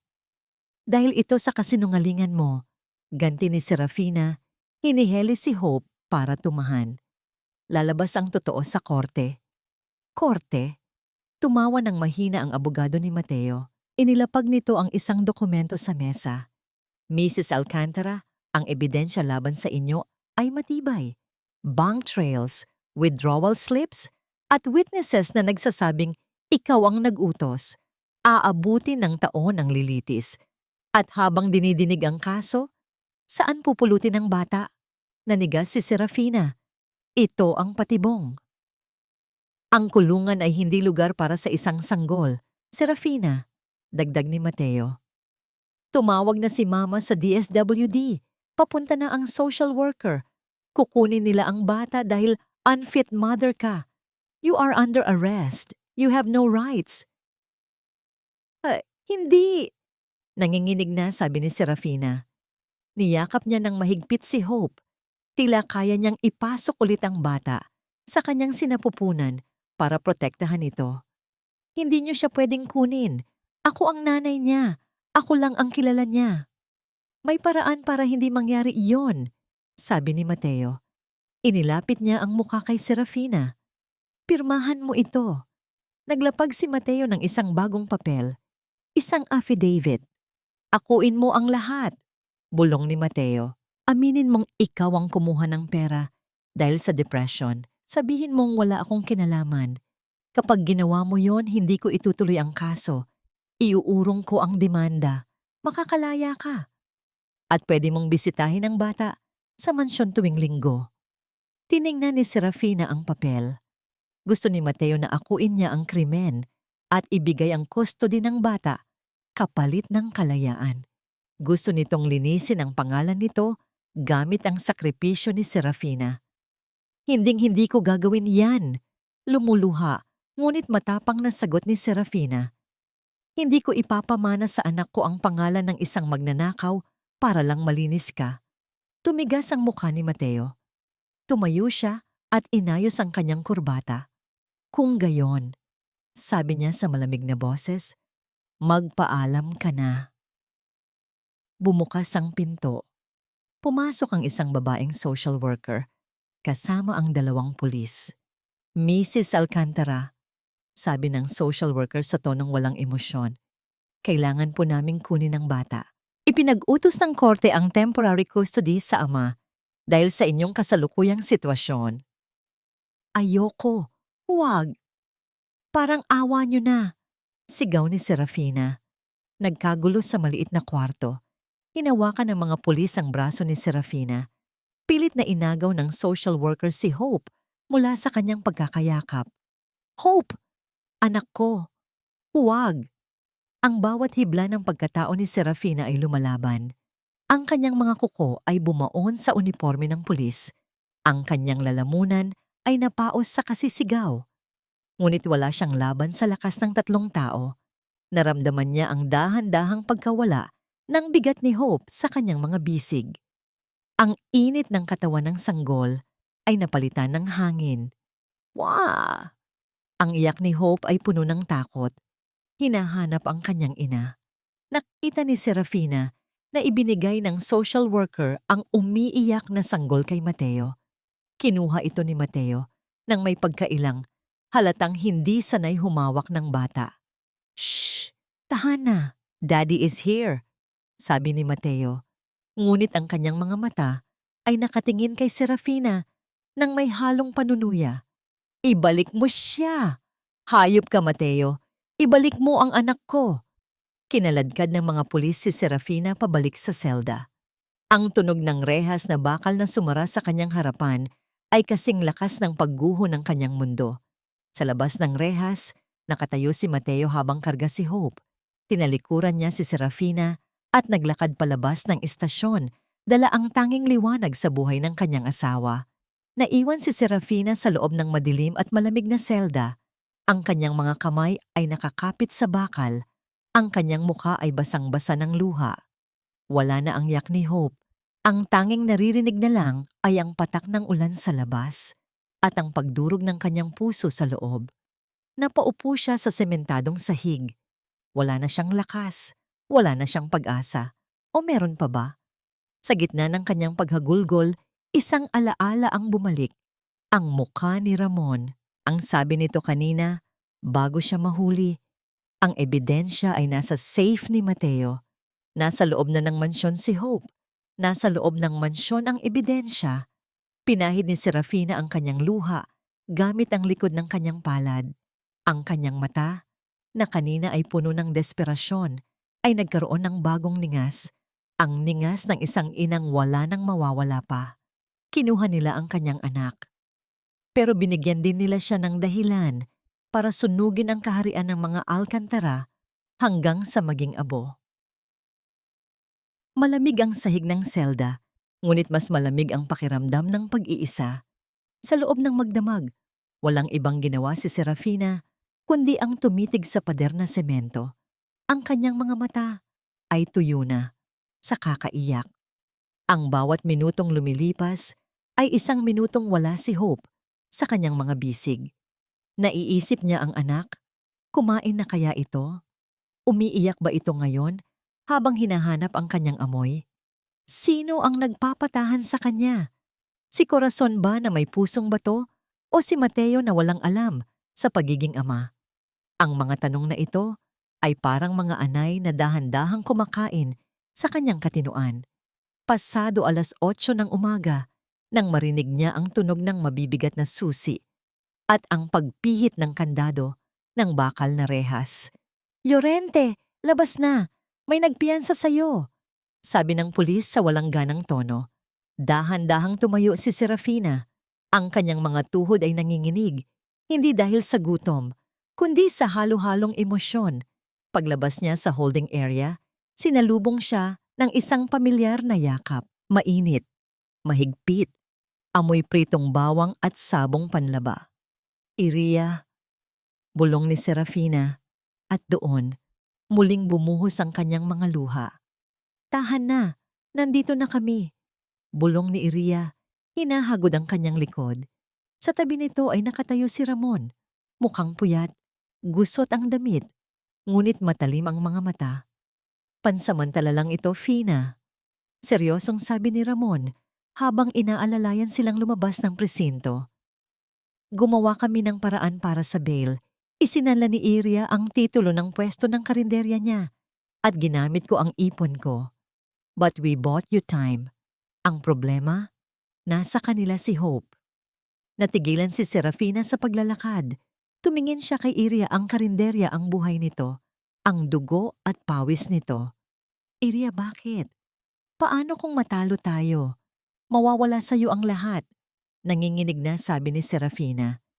Hinawakan ni Iria ang magkabilang pisngi niya. Ang mga mata ng tindera ay puno ng tapang. Ang pera, kikitain ulit. Ang karinderya, pwedeng itayo ulit. Pero ang oras na makasama mo ang anak mo, hindi na yan mabibili. At isa pa, galit ako sa mga bully. Kaya tara na, huwag na nating sayangin ang oras. Dinala nila si Serafina sa isang maliit na safe house sa gilid ng bundok, bahay ng pinsan ni Ramon. Malayo sa syudad, malayo sa mga mata ng pulis at espiya ni Mateo. Sa loob ng simpleng bahay, inilatag ni Ramon ang lahat ng dokumento sa mesa. Ang hangin ay mabigat sa seryosong usapan. Mabigat ang kalaban, Fina. Panimula ni Ramon. Ang mga abogadong kinuha ni Mateo ay ang pinakamagagaling sa bansa. Gagamitin nila ang mental instability mo dahil sa postpartum depression kuno para idiin na hindi mo kayang alagaan ang bata. At yung pirma, kahit alam nating peke, kailangan natin ng original document para ipa-exam sa expert. Nasa safe ni Mateo ang original. Mabilis na sagot ni Serafina. Nakaupo siya sa isang silya.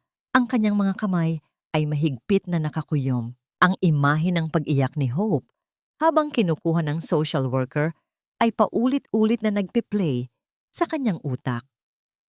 Nandoon din ang ledger na sinasabi mo. Nakita ko yun dati.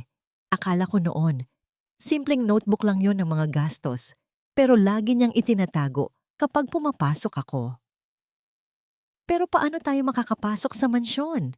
Tanong ni Iria habang nagtitimpla ng kape. Siguradong puno yon ng gwardya ngayon at pinalitan na siguro niya ang passcode. Umiling si Serafina. Isang mapait na ngiti ang sumilay sa kanyang labi. Kilala ko si Mateo. Siya ang taong takot sa pagbabago. Ang passcode ng safe ay hindi birthday ko o birthday niya. Ito ang petsa kung kailan siya naging CEO, ang araw na namatay ang tatay niya. Para sa kanya, iyon ang pinakamahalagang araw ng buhay niya. Hindi niya yon papalitan dahil superstition niya yon. Kahit alam mo ang code, hindi ka makakalapit sa bahay. Paalala ni Ramon. May restraining order sila at may mga pulis na nakabantay. Tumayo si Serafina at lumapit sa bintana. Tanaw niya mula doon ang dagat na naghihiwalay sa Cebu at Maynila. Sa kabilang ibayo nandoon ang kanyang anak. Nandoon ang mga taong umapi sa kanya. Dati, ang Serafina na kilala nila ay tatakbo palayo para magtago. Pero ang Serafina ngayon ay may bitbit na galit na kasing lalim ng dagat. Hindi ko kailangang pumasok bilang magnanakaw, Ramon. Lumingon si Serafina sa kanila. Ang kanyang muka ay wala ng bakas ng luha. Ang natitira na lamang ay purong determinasyon. Papasok ako bilang legal na asawa na nag-aalala sa kanyang anak. Gagawa tayo ng eksena. Guguluhin natin sila sa paraang hindi nila inaasahan. At habang nakatingin ang lahat sa akin, tumingin siya kay Ramon. Ikaw ang papasok para kunin ang ledger. Delikado, Fina. Tutol ni Ramon. Mas delikado kung wala tayong gagawin. Putol ni Serafina. Kinuha niya ang gunting sa ibabaw ng mesa. Humarap siya sa salamin. Ang mahaba at alon-alon niyang buhok, ang buhok na gustong-gusto ni Mateo na laging maayos, ay hinawakan niya ng mahigpit. Ang sabi ni Mateo, "Choose your pride or your child." Mali siya, sabi ni Serafina. Krrrk! Krrrk! Ang tunog ng gunting na humihiwa sa buhok ay umalingaw-ngaw sa tahimik na silid. Nahulog sa sahig ang mahahabang hibla ng kanyang nakaraan. Pinutol ni Serafina ang kanyang buhok hanggang sa maging maikli ito. Halos hanggang balikat na lang. Mas presko, mas magaan, mas matapang. Pinipili ko ang digmaan. Pagtatapos niya, tumingin siya sa salamin at sa unang pagkakataon, hindi si Mrs. Alcantara ang nakita niya. Nakita niya si Serafina, ang ina ni Hope. "Iria," tawag niya, "tulungan mo akong mag-ayos. Babalik tayo ng Maynila. Hindi para magtago, kundi para maningil." Kinabukasan, sa Mactan Cebu International Airport, naglalakad si Serafina kasabay ni na Ramon at Iria. Nakasuot siya ng simpleng itim na blazer at slacks, hindi ang mga floral dress na gusto ni Corazon. Ang kanyang maikling buhok ay nagbibigay diin sa talim ng kanyang panga. Habang hinihintay nila ang boarding announcement, tumunog ang cellphone ni Ramon. Pinayin niya na.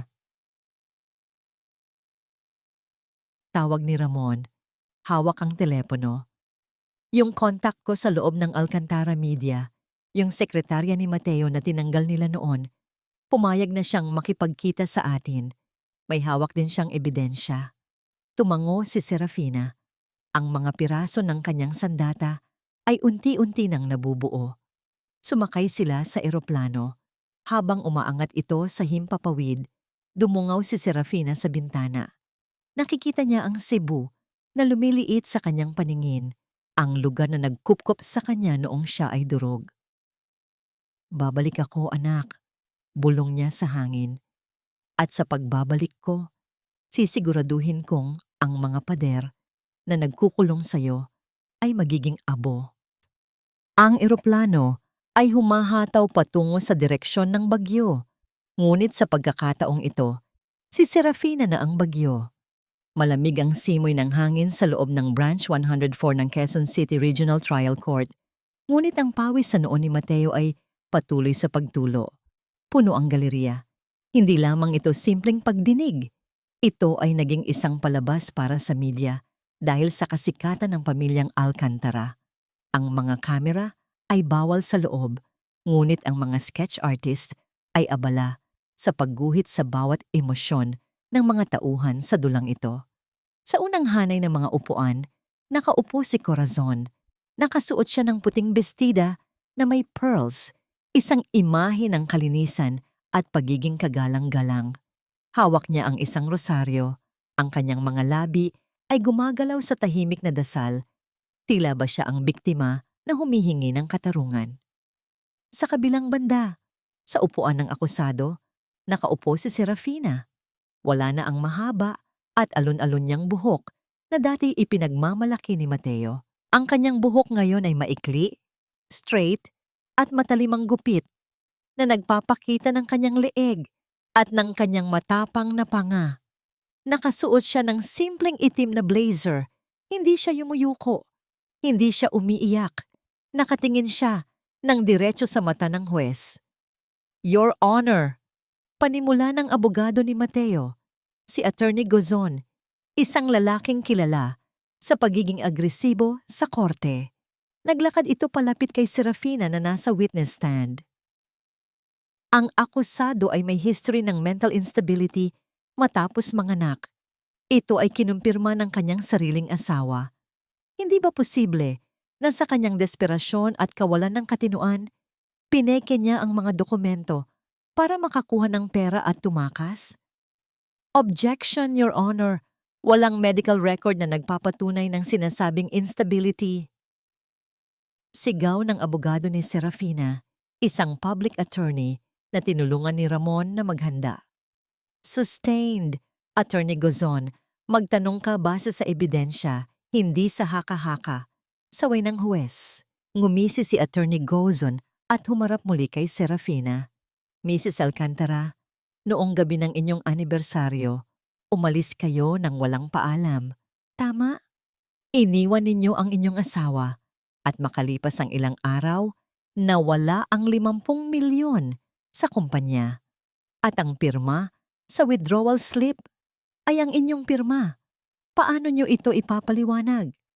Huminga ng malalim si Serafina. Naramdaman niya ang bigat ng tingin ni Corazon sa kanyang likuran. Alam niyang nasa mansyon pa rin si Hope. Marahil ay inaalagaan ng mga yaya na binabayaran para huwag magtanong. Ang galit sa kanyang dibdib ay nag-apoy. Hindi ko pinirmahan yon. Malinaw at kalmadong sagot ni Serafina. Ang kanyang boses ay umalingaw-ngaw sa tahimik na silid. Umalis ako noong gabing yon dahil narinig ko ang plano nilang hiwalayan ako. Narinig ko na ako ay isa lamang placeholder para sa kanila. Bakit ako magnanakaw sa kumpanyang pag-aari ng pamilyang Tumrato sa akin na parang basura? Ang tanging kinuha ko lang ng gabing yon ay ang sarili ko at ang dignidad ko. Nagkaroon ng bulungan sa loob ng korte. Hindi inaasahan ng mga tao ang ganoong katapang na sagot. Dignidad? Tumawa ng mapakla si Attorney Gozon. Lumapit siya sa bench at kumuha ng isang dokumento. Kung may dignidad ka, bakit ka nagtatago sa Cebu? Bakit ka nakatira sa isang karinderya? Hindi ba gawain yun ng isang taong may itinatago? Ang pirma dito ay identical sa pirma mo, Mrs. Alcantara. Pati ang graphologist ng NBI ay nagsabing high probability na ikaw ang pumirma. Tumingin si Serafina kay Mateo. Nakayuko ang kanyang asawa, nilalaro ang kanyang singsing, ang singsing na simbolo ng kanilang kasinungalingan. Mateo, tawag ni Serafina, hindi sa abogado, kundi sa asawa niya. Nag-angat ng tingin si Mateo. Tingnan mo ako, utos ni Serafina. Sabihin mo sa kanila ang totoo. Sabihin mo kung paano mo ako pinilit pumirma noong gabing yon, pero tumanggi ako. Sabihin mo kung paano mo pinraktis ang pirma ko sa loob ng maraming taon sa mga tseke ng bahay dahil tamad kang mag-asikaso ng bills. Sabihin mo sa kanila, Mateo, order in the court! Pokpok ng maso ng huwes.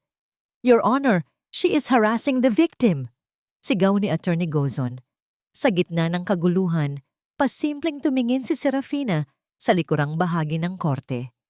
Nandoon si Iria, nakaupo malapit sa pinto. Tumango si Iria ng bahagya. Ibig sabihin, tagumpay ang misyon ni Ramon. Habang abala ang lahat sa paglilitis na ito, habang nakatutok ang media at si Corazon kay Serafina, nagawa ni Ramon ang kanyang trabaho. Your Honor, biglang nagsalita ang abogado ni Serafina. Mayroon po kaming surprise witness na kakarating lang. Ang kanyang testimonya ay mahalaga para mapatunayan ang innocence ng aking kliyente. Napakunot noo si Corazon. Lumingalinga siya. Wala sa script ito. Ang alam niya. Kontrolado na nila ang lahat. Sino ang witness na ito? Tanong ng huwes. Bumukas ang malalaking pinto ng courtroom. Ang tunog ng pagbukas nito ay bumasag sa tensyon ng silid. Pumasok si Ramon. Ang kanyang damit ay gusot at may bahid ng grasa sa kanyang manggas. Tila galing sa isang matinding takbuhan, ngunit hindi siya nag-iisa. Sa tabi niya ay naglalakad ang isang babaeng nakayuko. Takot na takot. Ngunit akay-akay ni Ramon, si Elena. Ang dating sekretarya ni Mateo na tinanggal ni Corazon, 2 taon na ang nakararaan dahil masyado itong maraming alam. At sa kamay ni Ramon, hawak niya ang isang manipis na asul na notebook, ang shadow ledger. At higit sa lahat, isang maliit na USB drive na pasinghap si Mateo. Elena? Nanlaki ang mga mata ni Corazon. Sa unang pagkakataon, ang kanyang mukha na parang santa ay nabahira ng tunay na takot. Mabilis siyang bumulong sa kanyang abogado. Pigilan mo sila. Hindi pwedeng magsalita ang babaeng yan. Your Honor! Sigaw ni Attorney Gozon. We object! Ang witness na ito ay wala sa listahan. Your Honor, ganti ng abogado ni Serafina, hawak ang braso ni Elena para bigyan ito ng lakas ng loob. Ang witness na ito ay hawak ang CCTV footage mula sa loob ng opisina ni Mr. Alcantara noong gabing nawala ang pera. Footage na inakala nilang nabura na, pero itinago ni Miss Elena bilang insurance sa kanyang buhay. CCTV footage, ang salitang iyon na isyon ay parang bombang sumabog sa gitna ng korte. Tumingin si Serafina kay Corazon, ngumiti siya, isang ngiti na puno ng pait at tagumpay. Tapos na ang pagiging placeholder ko, Corazon. Payagan ng witness na umakyat. Utos ng huwes, ang kanyang boses ay puno ng interes. Dahan-dahang naglakad si Elena patungo sa witness stand. Bawat hakbang niya ay parang pako sa kabaong ng mga Alcantara. Nang dumaan siya sa tapat ni Mateo, napaiwas ng tingin ang lalaki. Elena, tawag ni Corazon sa mahinang boses. Isang boses na puno ng banta. Huminto si Elena. Tumingin siya kay Corazon, nanginginig. Pero nang makita niya si Serafina, ang babaeng inapi nila, Nang higit pa sa kanya, humugot siya ng tapang. Tama na po, ma'am, sagot ni Elena. Sapat lang para marinig ng mga nasa unahan. Ayoko nang maging kasangkapan sa kasamaan niyo. Umupo si Elena. Ibinigay ni Ramon ang USB sa court clerk. Ang katahimikan sa korte ay nakabibingi. Lahat ay naghihintay. Ang projector screen ay ibinaba. At sa sandaling iyon, alam ni Serafina na ang toring ginto na itinayo sa ibabaw ng pawis at luha niya ay nagsisimula ng gumuho. Pero habang nagkakagulo ang lahat, isang bagay ang napansin ni Serafina. Nawawala si Mateo sa kanyang upuan. Habang nakatutok ang lahat kay Elena, dahan-dahang tumakas ang kanyang asawa palabas ng side exit. At naalala ni Serafina, hawak pa rin ni Mateo si Hope. Sa loob ng korte, ang liwanag mula sa projector screen ay tumama sa maputlang mukha ni Corazon. Ang video ay malinaw, kahit medyo grainy ang kuha. Sa footage na may petsang 2 linggo na ang nakalilipas, makikita si Mateo sa loob ng kanyang opisina. Hindi siya nagtatrabaho. Nakaupo siya sa kanyang mesa, may inilatag na dokumento, ang withdrawal slip, at sa tabi nito ay ang isang lumang birthday card na bigay ni Serafina. Kitang-kita ng lahat kung paano ginaya ni Mateo ang pirma ng asawa, paulit-ulit. May kasama pang tawa habang kausap ang kanyang ina sa speakerphone. Ma, huwag kang mag-alala. Ang pirma ni Serafina ay madaling gayahin, kasing simple ng pagpapasunod sa kanya. Ang boses ni Mateo ay umalingaw-ngaw sa buong courtroom mula sa speakers. Ang galeriya ay napasinghap. Ang mga bulungan ay naging ingay ng pagkamuhi. Si Corazon, ang matapobreng matriarka, ay dahan-dahang napaupo. Ang kanyang rosaryo ay dumula sa kanyang mga daliri at lumagpak sa sahig. Wala na ang kanyang poise, wala na ang kanyang depensa. Ang kanyang abogado ay napapailing na lang, alam na tapos na ang laban. Hulihin si Mateo Alcantara. Utos ng huwes, ang kanyang boses ay puno ng galit sa pangbababoy sa hustisya. Lumingon ang mga pulis sa upuan ng akusado. Wala siya dito, sigaw ng isang court sheriff. Tumakas si Mr. Alcantara. Nanlamig ang buong katawan ni Serafina. Sa gitna ng kaguluhan, ng pagkapanalo, ng pagbagsak ni Corazon, isa lang ang pumasok sa isip niya. Hope! Mabilis na tumakbo si Serafina palabas ng courtroom. Hindi niya ininda ang sigaw ng mga reporter, ang flash ng mga kamera o ang pagtawag ng kanyang abogado. Pina, saan ka pupunta? Sigaw ni Ramon habang humahabol sa kanya. Hawak pa rin ang susi ng kotse. Alam ko kung nasaan siya. Sagot ni Serafina.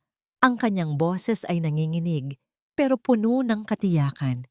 Hindi siya tatakas nang wala ang tagapagmana niya. Babalik siya sa mansyon para kunin ang pasaporte at pera sa safe. Ramon, kailangan nating maunahan siya. Mabilis silang sumakay sa sasakyan ni Ramon. Ang biyahe papuntang Quezon City ay naging isang karera laban sa oras. Ang kamay ni Serafina ay mahigpit na nakakapit sa dashboard. Ang kanyang mga kuko ay halos bumaon sa plastic. Paano kung maitakas niya si Hope? Paano kung lumipad sila palabas ng bansa? Umiiyak na tanong ni Serafina. Hinawakan ni Ramon ang isa niyang kamay. Mahigpit, mainit. Isang angkla sa gitna ng bagyo. Hindi ko hahayaang mangyari yon. Pangako, Fina. Pangako. Nakarating sila sa mansyon ng mga Alcantara. Bukas ang malaking gate. Walang gwardya. Marahil ay tumakas na rin matapos mabalitaan ang nangyari sa korte. Ang bahay ay madilim. Tila isang dambuhalang nicho. Bumaba agad si Serafina bago pa man tuluyang huminto ang sasakyan. Tumakbo siya papasok sa pinto. Paakyat sa hagdan ng marmol na dati nilalakaran niya ng may takot. Ngayon, inaakyat niya ito ng may galit. Mateo? Sigaw niya. Narinig niya ang kaluskos mula sa master's bedroom. Binuksan niya ang pinto ng malakas. Sa gitna ng kwarto, nakatayo si Mateo. Nakabukas ang malaking maleta sa kama. Nagtatapon siya ng mga damit, alahas, at pera sa loob nito ng padaskol. At sa ibabaw ng kama, sa gitna ng gulo, nakahiga si Hope. Umiiyak, namumula ang muka, at halatang hindi pa napapalitan ang diaper. "Huwag kang lumapit!" Sigaw ni Mateo nang makita niya si Serafina. Bumunot ito ng baril mula sa drawer ng bedside table. Nanginginig ang kanyang kamay habang itinututok ito sa asawa. Huminto si Serafina. Sa likod niya, dumating si Ramon, humihingal, ngunit agad na itinaas ang kamay nang makita ang baril. "Mateo, ibaba mo yan," mahinahong sabi ni Ramon. "Tapos na. Alam na ng lahat. Nasa balita na ang video. Paparating na ang mga pulis." "Hindi! Hindi pa tapos!" Sigaw ni Mateo. Ang kanyang mga mata ay nanlilisik sa kabaliwan. "Aalis kami. Dadalhin ko ang anak ko sa Europe. Doon, magsisimula kami ulit. Siya ang magiging tagapagmana ng imperyo na itatayo ko. Hindi niyo siya makukuha." Akmang kukunin ni Mateo si Hope gamit ang isang kamay habang nakatutok pa rin ang baril. Mas lalong lumakas ang iyak ng bata. "Tingnan mo siya, Mateo," sigaw ni Serafina. Humakbang siya palapit. Hindi inalintana ang baril na nakatutok sa kanyang dibdib. "Tingnan mo ang anak mo. Hindi siya umiiyak dahil gusto niyang sumama sa'yo. Umiiyak siya dahil natatakot siya sa'yo. Tumahimik ka. Bakit mo siya kukunin? Dahil mahal mo siya?" Patuloy ni Serafina. Ang kanyang boses ay basag sa emosyon. "Hindi, Mateo. Kukunin mo siya dahil siya na lang ang natitirang bagay na pwede mong angkinin. Dahil wala nang natira sa'yo. Ang kumpanya, ang reputasyon, ang nanay mo. Lahat sira na. At ngayon, pati ang batang walang kamuwang-muwang ay gusto mong idamay sa pagbagsak mo?" Natigilan si Mateo. Tumingin siya kay Hope. Ang sanggol ay nakatingin sa kanya. Puno ng luha ang mga mata. Nanginginig ang maliit na katawan. "She is my legacy." Bulong ni Mateo, pero ang boses niya ay humina. "She is a person, Mateo. Tao siya," sagot ni Serafina. "At kailangan niya ng magulang, hindi ng may-ari. 15 taon kitang minahal. Ibinigay ko ang lahat, pati ang pagkatao ko, para lang maging sapat sa'yo. Pero hindi sapat ang pagmamahal ko para punan ang butas dyan sa puso mo. Huwag mong hayaang lumaki ang anak natin na may tatay na kriminal." Bumagsak ang balikat ni Mateo. Ang baril sa kanyang kamay ay dahan-dahang bumaba. Tumingin siya kay Serafina, sa maikling buhok nito, sa matapang na tindig, sa babaeng dati ay sunod-sunuran lang sa kanya. "Minahal mo ba talaga ako, Fina?" tanong ni Mateo, isang tanong ng isang talunang lalaki. "Minahal kita ng higit pa sa nararapat," sagot ni Serafina. "Kaya nga masakit, kaya nga ako umalis." Sa labas, narinig ang tunog ng sirena ng mga pulis. Napuno ng asul at pulang ilaw ang kwarto mula sa bintana. Binitawan ni Mateo ang baril. Nahulog ito sa sahig na may malakas na kalabog. Napaupo siya sa kama, tinakpan ang mukha ng kanyang mga palad, at humagulgol, hindi nang iyak ng pagsisisi, kundi iyak ng isang batang inagawa ng laruan. Mabilis na lumapit si Serafina at kinuha si Hope. Niyakap niya ito ng mahigpit. Hinalikan ang ulo, inamoy ang buhok. Agad na tumahan ang bata nang maramdaman ang pamilyar na init ng ina. Pumasok ang mga pulis sa kwarto. Nakatutok ang mga armas. "Dumapa! Dumapa!" Sigaw nila. Walang ginawang paglaban si Mateo. Hinayaan niyang pusasan siya. Habang hinihila siya palabas ng kwarto, lumingon siya sa huling pagkakataon kay Serafina at kay Hope. Wala nang sinabi si Serafina. Tinalikuran niya ang kanyang asawa. Ang kanyang atensyon ay na kay Hope at kay Ramon na nakatayo sa tabi niya, nakaalalay, nagbabantay. "Ligtas na siya," bulong ni Ramon, hinawakan ang balikat ni Serafina. "Ligtas na kayo." Napatingin si Serafina sa paligid ng kwarto, ang lugar kung saan siya nangarap, umiyak, at nagdusa ng maraming taon. Ngayon, ang mga pader nito ay wala ng kapangyarihan sa kanya. Huminga siya ng malalim. Ang hangin ay amoy pulbura at lumang pabango, pero sa unang pagkakataon, naramdaman niya ang tunay na simoy ng kalayaan. "Tara na, Ramon," sabi ni Serafina habang karga ang anak. "Umuwi na tayo." Ang hapon sa Mactan ay binabalot ng kulay kahel at lilang langit. Ang tunog ng mga alon na humahalik sa pampang ay nagsisilbing oyayi sa isang mundong pagod na sa gulo. Nakatayo si Serafina sa harap ng isang bagong gusali. Hindi kasing laki ng mansyon ng mga Alcantara, ngunit ang bawat semento nito ay pundasyon ng katotohanan. Llorente Center para sa mga kababaihan, basa ni Serafina sa karatula. Isang malalim na buntong hininga ang kumawala sa kanyang dibdib. Hindi ito pangarap lang. Ito ang katuparan ng kanyang pangako kay Iria at sa lahat ng babaeng nakaranas ng pang-aapi sa likod ng magagarang pader. Isang buwan na ang nakalipas mula nang huling lumapat ang kanyang mga paa sa Maynila. Ang balita tungkol sa pagbagsak ng Alcantara Media ay naging headline sa loob ng ilang linggo. Si Corazon ay kasalukuyang nasa loob ng correctional facility habang dinidinig ang kasong falsification at tax evasion. Ang balita ay nagsasabing na wala na ang kinang ng matanda. Hindi na ito nagsasalita. Hindi na rin ito tumitingin sa mga tao. Ang kanyang hiya ay naging bilangguan niya bago pa man siya hatulan ng korte. At si Mateo? Si Mateo ay nasa piitan din, naghihintay ng sentensya para sa kanyang mga krimen. Ayon kay Ramon, madalas itong magpadala ng sulat kay Serafina, ngunit wala ni isa sa mga ito ang binuksan ng babae. Para kay Serafina, ang pagpapatawad ay hindi nangangahulugan ng pagbabalik. Ang pagpapatawad ay ang pagputol sa huling hibla na nag-uugnay sa kanya sa lalaking iyon. Ang ganda na ng center, Serafina. Akalain mo yon? Mula sa Mongo sa karinderya, heto na tayo ngayon. Boses ni Iria mula sa likuran. Lumingon si Serafina at ngumiti. Nakauniforme na si Iria ng formal na damit dahil siya ang magsisilbing operations manager ng foundation. Nabayaran na rin ni Serafina ang sangla ng karinderya ni Iria gamit ang bahagi ng settlement na ibinigay ng korte mula sa kanyang kinuhang yaman ng mga Alcantara. "Utang ko sa iyo ang lahat ng ito, Iria," sabi ni Serafina habang hinahawakan ang kamay ng kaibigan. "Sus, utang na loob na naman.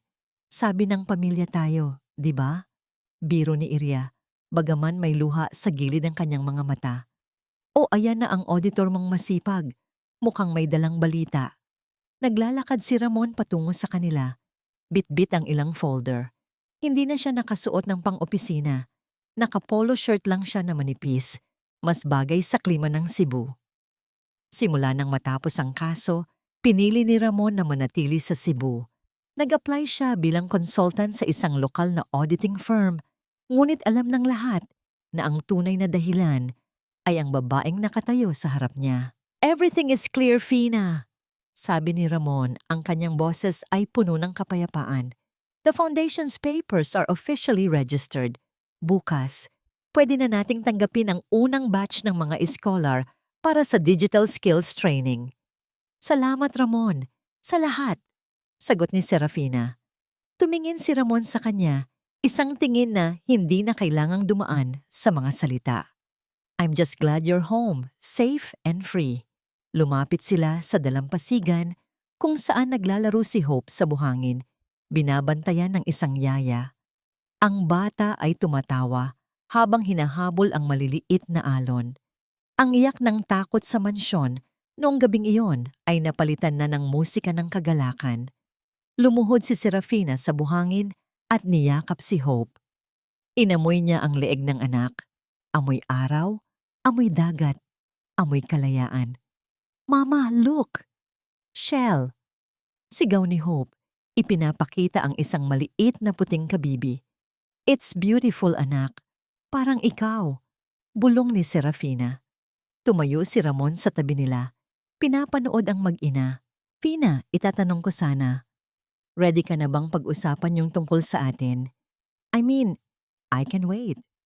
I've waited for years. What's another decade, right? Napangiti si Serafina sa biro ni Ramon. Tumingin siya sa malayo, sa abot-tanaw kung saan ang dagat at langit ay nagtatagpo. Ang kanyang puso ay wala ng pait, wala ng takot. Pero alam niyang may isang bagay pa siyang kailangang gawin bago siya tuluyang makasabak sa bagong pag-ibig. Ramon? Simula niya, ang kanyang boses ay malumanay. Gusto kong maging buo muna para sa sarili ko at para kay Hope. Ayokong pumasok sa buhay mo dahil kailangan ko ng tagapagligtas. Gusto kong pumasok sa buhay mo dahil handa na akong maging katuwang.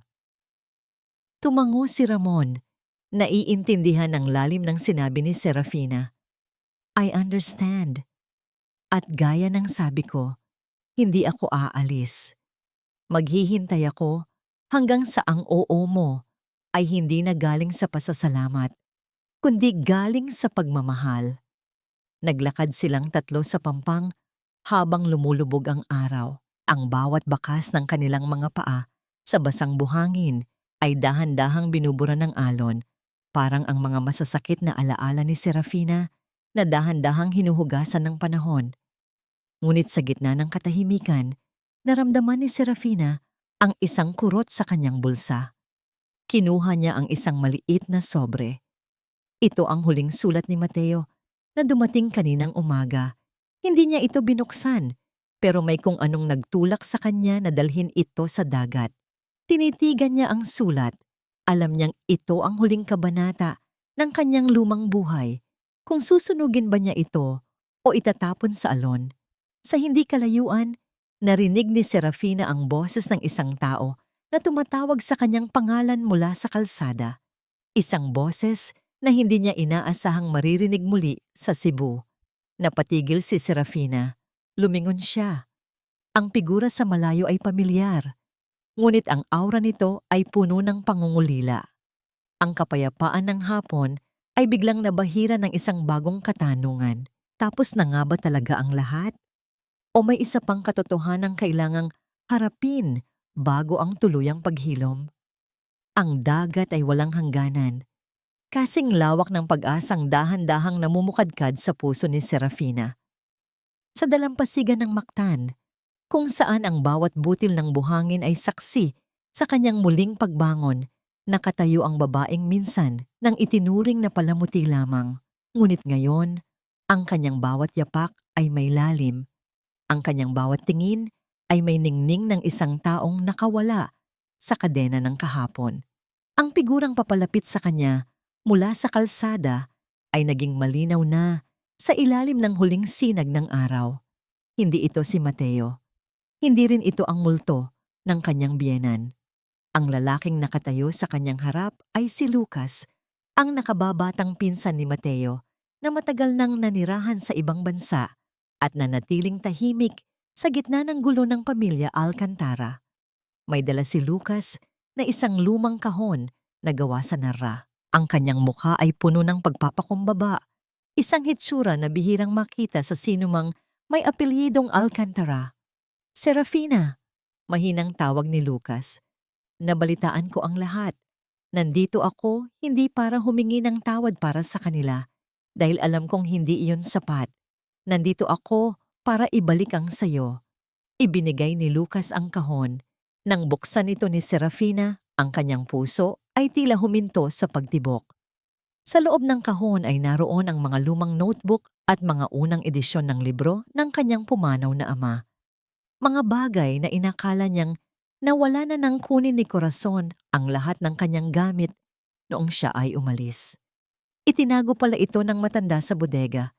Tila ba nais nitong burahin ang lahat ng pinagmulan ni Serafina.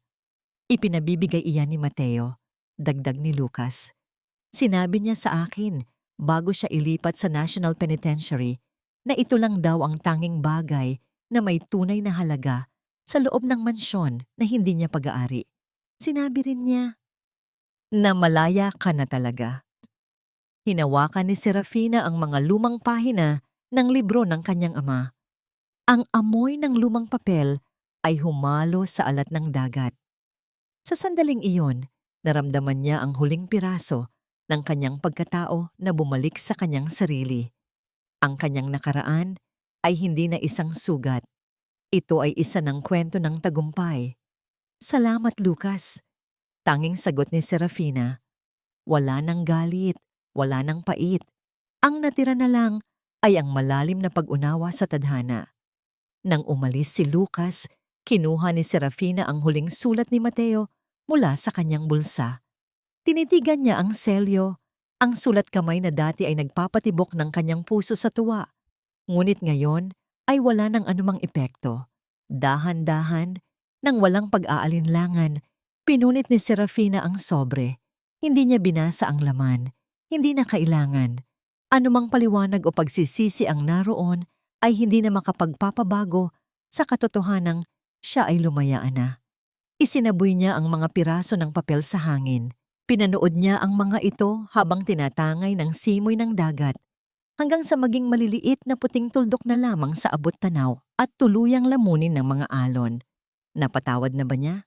Oo, napatawad na ni Serafina si Mateo at si Corazon, hindi dahil karapat-dapat silang patawarin, kundi dahil karapat-dapat ang kanyang kaluluwa sa kapayapaan. Ang pagpapatawad ay hindi para sa mga taong sumira sa kanya. Ito ay para sa sarili niya, upang hindi na siya muling maging bihag ng kanilang mga anino. Mama, look, the moon! Sigaw ni Hope. Itinuturo ang maputlang buwan na nagsisimulang magpakita sa kabila ng dapit hapon. Lumapit si Ramon sa kanila. Inakbayan niya si Serafina, isang hawak na puno ng proteksyon at pangako. Handa ka na bang umuwi? Tumingin si Serafina kay Ramon, pagkatapos ay kay Hope, at huli sa malawak na dagat.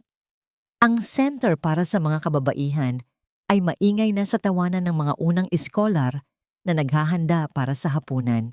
Iriya ay kumakaway mula sa balkonahe ng gusali. Sa wakas, nahanap na ni Serafina ang kanyang tunay na tahanan.